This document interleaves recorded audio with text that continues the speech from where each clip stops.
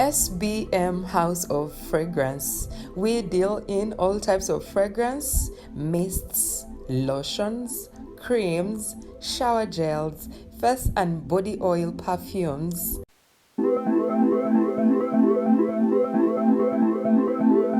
Contact us on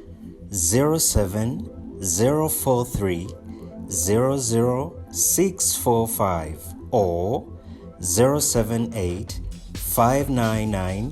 1435. We deliver to your place of convenience.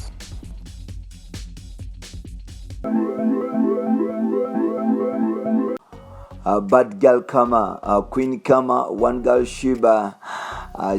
Karungi avuddeyo nategeeza bonna abateesi navayo nategeeza Jeff Kiwa ajukira akayimba nkwata bulungi kali mugenda maaso n'okuba nti kakola bulungi sawa zino mu Kampala lwerimu ku luyimba olukyagenda maaso n'okuba nti lutamba n'okuba nti lubalisa abantu mu club. Yavuddeyo n'amugamba nti mungende bulungi nkwata bulungi ngenda bulungi kubanga ndi mukyala n'ekitundu bonna abaawo n'oyagala okuba nti onzanyisa bwotyo ojja kugenda maaso n'okuba nti okifunamu enjawulo kubanga nja kwasa nawe okakase. Ate nga mawulire amalala agakulembedde olunaku lwaleero emukyala mukulu amanyikiddwa nga Faridah Nakazibwe Agudde Mubintu nti buli kimu kigenda maaso n'okuba nti kifuna favor ku saidi ye. Omukyala ono bagenze maaso n'ofuna obwambasada mu kampani emu ey'ebyokulya emanyikiddwa nga ya snacks, Sam's snacks oba Sam's ey'ebyokulya era ng'omukyala ono agenda maaso n'okuba nti abikola. Jukira bawe yakafuna ambassadorship oba yakafuna ambassador wali eri mu Imperial soap mpola mpola mu sabuni bawe yani bamuyita Brunoke sente bagenda maaso n'okuba nti bakunganya mpola mpola. So n'olwekyo tugenda kuba ntukutuusaako right about now nawe olyoko ubeere nti obitegeera obimanye osobola okuba nti otambula naffe mpola tukwaniriza n'okumukutu gwaffe omuganzi okumanyikiddwa nga Uganda Mukamooli amanya n'eddoboozi wa Mutantambi Jimso Ndaman Rich Boy Maxud Jomedi in Uganda. Webale kuba nti otambula naffe, webale ku subscribing ya subscribing atanaba kuba nti subscribing agenda maaso okuba nti subscribing tusobole okuba nti tutambula ffenna mpola mpola osobola okuba nti omanya biki ebifa mu Kampala. Now Sheebah Karungi wetwogera ali Zanzibar agenze maaso n'okuba nti awomulamu alina omusajja eyo omupya yagenda maaso n'okuba nti amusigula ku Jeff Kiwa. Omusajja ono omupya nnyo amuteekamu sente mpitirivu. Oyo omusajja kitegeeza okuba nti yagula ye nannyini lyato Sheebah Ziyach oba Queen Kama Ziyach eryato eringa erya Bobi Wine lyagula. Eyo omusajja oyo ye nannyini lyato era kitegeeza okuba nti bulyawo Sheebah ennaku zino agenda maaso n'okuba nti spreading her legs in Zanzibar n'ogenda maaso n'okuba nti alibwa abasajja be Zanzibar mpola mpola. Musajja mu Tanzania alina sente mpitirivu yagenda maaso n'okuba nti akwana Kama Queen Kama avudde nategeeza Jeff Kiwa namugamba nti wali olowooza bwe wagenda sobola kuba nti mbikola eby'ettabo naye kati ate nsuubira ogenda maaso n'okuba nti obiraba nti buli lunaku lwokuba yagenda wali olowooza nsobola okuba nti nsiraana naye nga tehiti ngenda maaso n'okuba nti nzikuba. Ajjukira Sheebah ina kayimba kakalifaganaga keyagenda maaso n'okuba nti amwandika kayimba kato kagenda maaso n'okuba nti kakola bulungi akayimba kayita nkwata bulungi mpola mpola. So n'olwekyo Sheebah yagamba nti gwewe naagezaako okuba nti ozanyisa muntu omukyamu kubanga buli kimu nze kyenkola nkimanyi bulungi nti ndi wa ttabo bwe kubanga kuzaalibwa nti saazaalibwa buzaalibwa wabula nazaalibwa nenzigumira ku ttaka. So n'olwekyo bwe bunaaba olyawo ng'olowooza nti ndi wakutiisibwa tiisibwa bulyawo n'okuba nti ukola ebintu ebirala wonno oli ku kaca ndi mukyala omukulu alina kumaanyi ndi mukyala n'ekitundu. So n'olwekyo toddaawo okutiisibwa n'okuntiisa mbu kino nakiri no nedda. Yes no nedda. Sheebah so far when you look at her career it was kind struggling but it's still doing better. So she's working better, she's doing better yet ago kwanti abera appreciated mu ngeri emu oba endala. So Queen Kama Sheebah yavudde n'agamba nti bonna abali mulowooza nti musobola okunjogerera musobola okunkonjera ebiduduma mbu nti ebyo byonna muli ku byabwerere abo n'abalowooza nti mugenda kusobola okuba nti munyumiriza musically awo nno omwerimbi ejjukira Jeff Kiwa bagamba ngambu he can stop Sheebah from doing it well. Yavudde n'agamba nti ebyo byonna byemwogera bya kiyaye kimuna kyemugamba. Now that is my reaction according to me nti bwetunira Sheebah Katonda yamuyamba n'asigaza omuvubuka amanyikiddwa nga Dilisa. Musajja mukulu oyo musajja oyo ali humble like ayogera bulungi n'abantu newankubadde nga atali slow naye ku timu no slip oyo musajja ali akola nga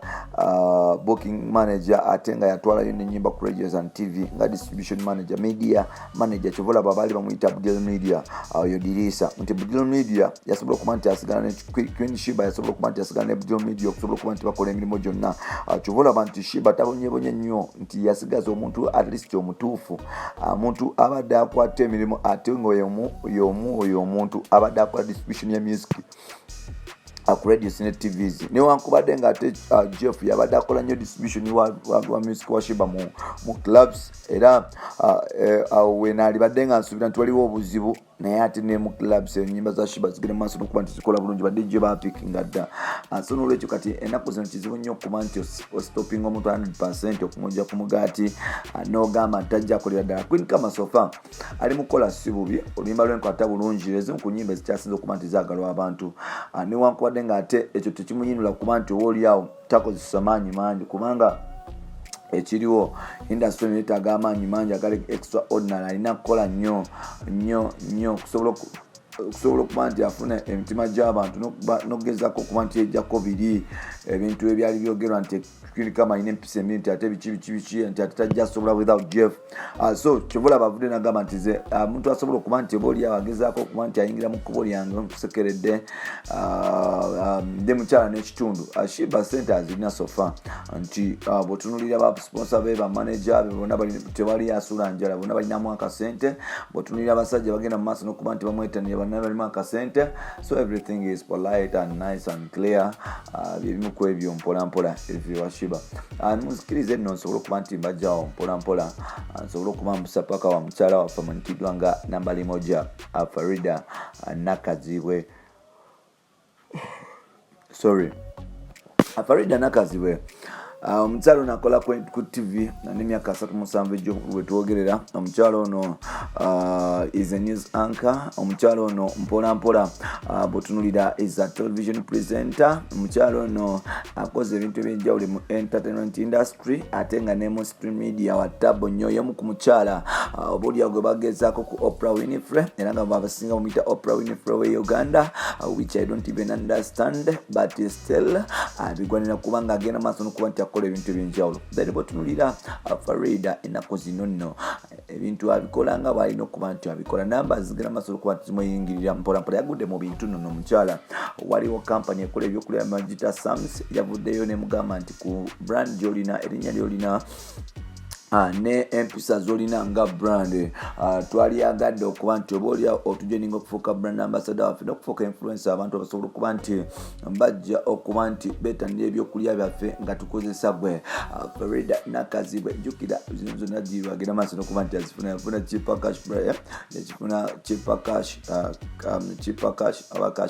cheaper cash yegenda maaso n'okuba nti ekolaki transferinga sente nafunawo akasente era nga akasente ako yakagattagattako mpolampola n'azimba ennyumba n'azimbira maama ennyumba eyakaggwa kati era nga n'azimako neye asofa afunye endorsement endala nti tewali munnamawulire bw'otunulira Faridah tewali munnamawulire mu Uganda alina endorsement ngeza Faridah newankubadde nga tebagezaako okuba nti bakaka okutukaka omusajja mukulu amanyikiddwa nga kanale mugumu wa NBS but still bw'otunulira Faridah ebintu bye byekola byokka nti Faridah alina endorsement ezisooka 4 5 ne companies ez'ettabo influencer wa companies ez'ettabo okuli ne hotel namba ate nga hotel eno ya ttabo nnyo etegeeza okuba nti yamukulembeze w'eggwanga hotel bagiyita Mistil Hotel so bw'otunulira nti Mistil ye ambassador wa Mistil ezimu ku hotels ezitatu z'okubeereza amaanyi cash price cheaper cash company transferring money munsi yonna nayo ambassador wayo era nga kuno eno kuliko n'emikyala mukulu amanyikiddwa nga Superstar Kogata n'emikyala mukulu amanyikiddwa nga Kansime bw'otunulira ezo zonna sente bazirya bw'otunulira afunye endorsement eddala iriko ne endorsement ya Common Tekino nti zonna ezo sente agenda maaso nokuba nti azitereza okulaga nti oba like she's a very hard working woman ate nekirala nti empisa ze ne brand yakikuma bulungi obulaba nti afune gyemirimu so I respect everybody agenda maaso nokuba nti atuwuliriza ate nga ngenda kuwayo ekintu kimu obanga oli an artist oba oli influence obanga olina ekintu kyokola ekyamanyi beera making sure or keeping your brand decent eleme kubeera contaminated n'ebintu ebitakwatagana kibola abantu abasinga tebafuna na endorsement olw'okuba nti brands zaabwe nkyafu zaddugala n'ebintu ebitayamba n'ebintu ebitazimba so nolwekyo Farida empisa ze nga bwetowaze omuletedde ofuna ebintu ebyenjawulo Queen Kama agambye Jeff tonsobola ne mukyala n'ekitundu SBM House of Fragrance. We deal in all types of fragrance, mists, lotions, creams, shower gels, face and body oil perfumes.